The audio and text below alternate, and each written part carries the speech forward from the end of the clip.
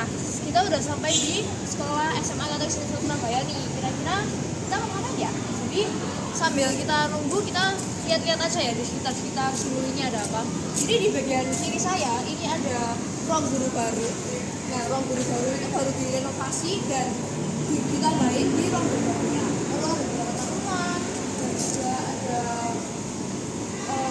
pintu juga. Lalu di bagian kanan saya ada beberapa ruangan. Jadi ada ruang BU, ada ruang humas, ada ruang BK, UKS dan banyak lagi. Nah, di sini ada lorong juga ya. Ada lorong untuk menuju ke gedung A. Menuju ke gedung A. Dan juga di situ ada papan-papan pengumuman. Biasanya diisi dengan pengumuman-pengumuman kayak pengumuman lomba, pengumuman nilai dan lain-lain. Selain itu, di bagian kanan saya juga ada lorong yang menuju ke ruangan lab. Jadi ada 3 lab di sini, ada fisika, kimia dan juga biologi. Tak hanya itu, juga ada ruang analisa dan juga bagian sananya ada ruang asis. Oke teman-teman, kita udah melihat sekitar dulu ya sekilas. Nah, langsung aja kita ke lokasi.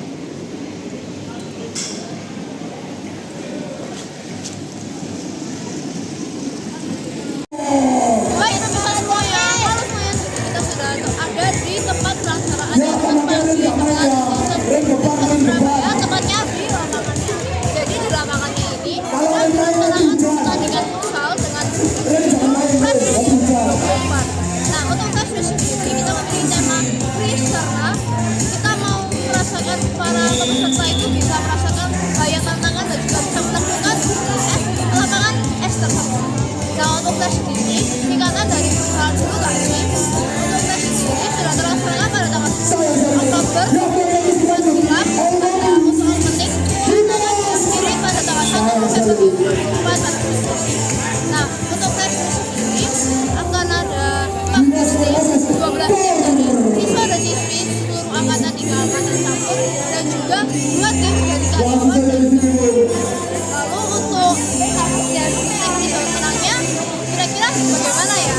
Nah, daripada penasaran langsung aja kita tanya kepada ketua pelaksana ya teman-teman. Baik pemirsa, kita sudah sampai di lokasi di lapangan. Nah, kira-kira itu lapangan mau diapain ya? Ada talinya, ada beberapa kulit yang banyak sekali ya. Mau menonton sebelum pertandingan kah? Atau apa? Ya, daripada penasaran, kita langsung aja menanyakan kepada narasumber. Jadi pemirsa, ini adalah narasumber kami. Perkenalkan diri. Halo, nama saya Yusuf. Saya memastikan bahwa di sini itu sebagai ketua pelaksana Fresh. Ya, betul sekali. Oke, mau bertanya, kalau sebagai ketua pelaksana Fresh, bagaimana caranya untuk mempersiapkan acara Fresh supaya bisa berjalan dengan baik? Yang pertama sih saya membagi dari anggota Dewan Orkes sendiri itu menjadi beberapa sih supaya mereka tuh bisa melakukan job desk yang sudah tertera dari tahun-tahun sebelumnya dan melaksanakannya dengan baik. Nah, yang kedua itu sedikit tricky sih kalau misalkan kita mempersiapkan karena banyak yang sekali harus dipersiapkan mulai dari wasit, pergantian shift, kita juga harus membagi tiap anggota itu di dalam beberapa shift karena ini kan berjalan selama 1 bulan kan. Jadi itu harus diatur. Terus yang terakhir itu yang persiapan yang paling susah itu untuk mengatur jadwal wasit karena bisa dilihat bahwa Fresh ini ada tim guru di mana guru ini juga pastinya memiliki kegiatan yang sangat banyak. Jadi untuk memilih suatu wasit dalam persiapan Fresh ini sangat susah karena harus bergantian dengan jadwal yang ada.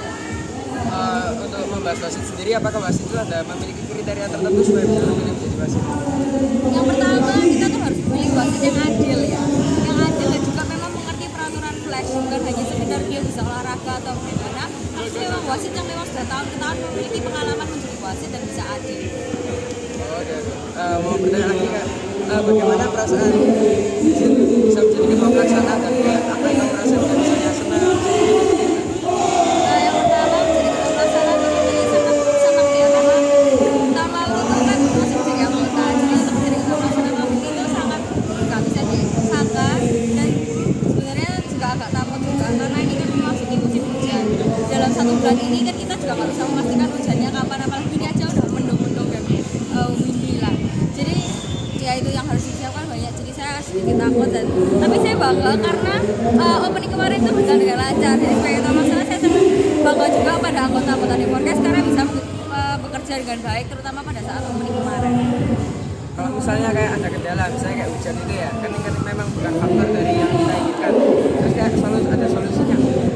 Jadi untuk faktor hujan itu kan kita flash tahun ini itu kan 3 hari berturut-turut Selasa, Rabu dan Kamis. Jadi kita memiliki plan di mana kita menyelesaikan match ini menggunakan waktu 20 menit pas. Otomatis permainan ini berjalan secara cepat. Nah, apabila nanti ada hujan atau gimana, itu kan otomatis harinya bisa mundur kan. Jadi kita plan D-nya tuh kalau nggak harinya mundur tuh worst case-nya, kalau nggak match-nya bakal dilamain. Jadi bisa selesai agak malam. Oh, oke. Lalu sebagai ketua pelaksana Flash tahun ini, kan tadi Eugene sudah menyampaikan kalau misalnya sudah dibagi menjadi beberapa sesi sendiri kan di podcast. Boleh nggak minta tolong kayak dijelaskan sedikit kayak sini itu apa aja job mereka itu apa saja? Jadi untuk yang pertama si administrasi ini membantu saat pelaksanaan hari H itu mereka bantu untuk registrasi para tim manajernya. Jadi kita tahun ini menggunakan sistem tim manager di mana tim manajer ini akan meregistrasikan ulang para peserta Flash yang ada supaya mereka itu bisa teratur nggak gerombol. Itu untuk tim si administrasi. Terus yang kedua kita ada pertandingan. Nah pertandingan ini berperan sangat penting karena mereka yang bakal keep watch dari gamenya itu untuk melihat siapa yang gol, assist, foul, dan mereka nanti semua akan merecap semuanya itu di setelah matchnya. Dan mereka tuh penting karena mereka tuh harus kerjasama juga dengan wasit-wasit yang ada supaya tidak ada terjadi miskomunikasi. Terus selanjutnya juga ada si wasit di mana mereka yang nanti ada di lapangan untuk membantu wasit intinya dari guru itu membantu berjalannya permainan. Terus kemudian ada si publi. Si publi ini penting karena yang bakal meramaikan para Flash ini kepada aktivitas si Louis 1 Surabaya ini supaya mereka tuh interested untuk nonton Flash, hari ini ada Flash, mereka yang bakal keep update di Instagram Deporkes sendiri. Terus kemudian ada si konsum untuk menyediakan konsumsi dan juga si perkap ini yang paling melelahkan karena mereka harus mempersiapkan semua mulai dari tali rafia, bola-bola yang ada dan juga kursi, meja, trompet, vest dan lain sebagainya, banyak sekali yang harus dipersiapkan sama mereka. Oke, pertanyaan terakhir nih Eugene. Nah, kan kalau kita lihat kan wasit ada dari siswa juga. Iya. Itu kayak kalau misalnya siswa itu kan kita memiliki tentu kayak memiliki relasi. Apakah kayak ada jaminan kayak mereka nggak bakal punya suatu kubu atau tim tertentu? Nah untuk wasit sendiri itu kan sebenarnya dari member Deporkes sendiri kan. Jadi kita sebelum match mulai atau pembagian shiftnya dan scene-nya itu sendiri, kita juga sudah memastikan kalau misalkan wasit dari kita tuh yang memang benar-benar harus mengerti permainan futsal itu sendiri. Itu yang pertama. Yang kedua kita juga harus keep remind mereka kalau mereka tuh nggak boleh berpihak ke satu kubu dan harus adil. Nggak cuma adil, mereka tuh juga harus berani untuk misalkan kakak kelas yang lagi main, mereka nggak boleh takut buat nge-print kalau misalkan memang tuh mereka salah. Jadi kita tetap remind mereka harus kayak gitu. Oke Eugene, terima kasih atas waktunya ya. Ya.